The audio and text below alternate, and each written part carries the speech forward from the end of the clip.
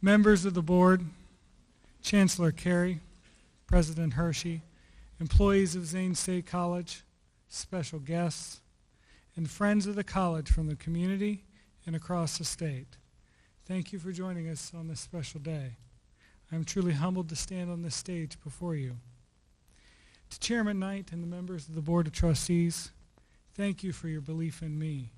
Your appointment of me as the sixth president of Zane State College serves as an affirmation of all of the outstanding work that this college and its employees have done in regards to supporting our students' success and endeavoring to meet the needs of the community. I have a question. Have any of you ever woken from a dream suddenly? If you're fortunate enough to remember that dream, you likely struggle to make sense of it. I often find in my dreams that things change quickly. One moment I'm riding a bicycle, the next I'm driving a car, and then suddenly I'm walking somewhere. But somehow the transition seems seamless and it all seems to make sense, just like life. Just last week I remember at least pieces of a dream. I was at my parents' house in this dream, yet it didn't seem odd that we were inside wearing winter coats and toboggans and there was snow on the ground. Do you ever feel that life's a little bit like this? It's all mixed up and it's changing so fast that you can barely make sense of it. Heraclitus, a Greek philosopher known to most as the weeping philosopher, is credited with saying that change is the only constant in life. This statement is certainly true of community colleges today. With most community colleges nearing their 50th birthday, these institutions look much different than they did just a few years ago. Impacted by a rush of retirements and a decade of sustained growth, the face of community colleges have changed. The fact, 50% of Zane State College's employees have been at this college for 5 years or less.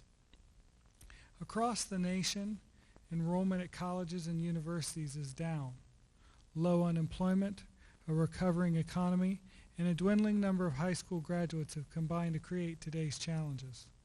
A new statistic released by the Department of Education suggests that over the next 5 years, the number of colleges that will permanently close their doors will triple. Institutions stuck on doing things the way they've always done them and drawing heavily on their financial reserves to do so will be unable to deal with higher education's increasingly competitive and rapidly changing business climate. But there is a way forward. Tomorrow's colleges must be nimble, customer-focused, and skilled at leveraging technology to deliver high-quality education. Over the past 3 years, Zane State College has experienced a significant transition in the way we connect with and teach students. In 2012, just under 3,000 students attended classes on the Zane State campus nearly every day. Today, that number is closer to 1,700. At the same time, dual enrollment options like College Credit Plus have sparked a 600% increase in the number of high school students taking college courses, growing from just over 200 in 2012 to nearly 1,400 this fall. This changing paradigm means that we must rethink the ways in which we ensure educational excellence, and it forces colleges and universities alike to rethink how we have traditionally partnered with our local K-12 organizations. Dr. Gordon Gee, president of West Virginia University, recently said that community colleges are the most important institution in America because they are the gateway to the middle class. But I believe that community colleges in America have the chance to be so much more. For the financially minded family, the local community college represents the chance to save tens of thousands of dollars by creating an affordable transfer option. And for local businesses, it can represent hundreds of thousands of dollars in increased productivity through incumbent worker training. And for small communities, the presence of a highly trained workforce could easily mean millions of dollars in local infrastructure and tax investments as businesses and manufacturers seek a better place to do business. Community colleges must embrace an expanded mission, one that emphasizes adaptability and change and one that celebrates entrepreneurism. Psychologist R.D. Lang said, "We live in a moment in history where change is so speeded up that we begin to see the present only when it is disappearing." A recent report suggests that as many as 85% of the jobs likely to be created as part of the new knowledge economy will require at least some college. And in Ohio, it's estimated that nearly 100,000 more college credentials will be needed between now and 2025. But if we continue along our current path, by 2025, Ohio may have 60,000 fewer college credentials than we do right now. We have to get more unemployed and underemployed adults working towards degrees and certificates in areas of study that have the potential to pay a living wage. We need to get more of our young people excited about careers in the trades and the opportunities afforded through apprenticeship programs, and we must ensure that more of those students who enter college complete. In a recent ranking of Ohio community colleges published by the Cleveland Plain Dealer, Zane State College ranked tops in the state for graduation percentage. As president, I am very proud of that fact. But with only one student out of 3 completing on time, there is much work to do.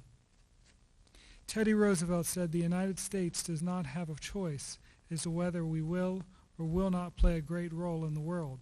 Fate has made that choice for us. The only question is, will we play that role well or badly? Currently, the United States ranks 11th in the world among developed nations in educational attainment.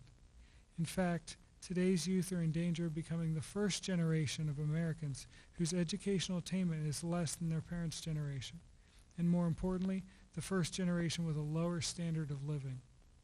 Nationally, just over 42% of the population has a college credential, and in the state of Ohio, that number is just over 30%.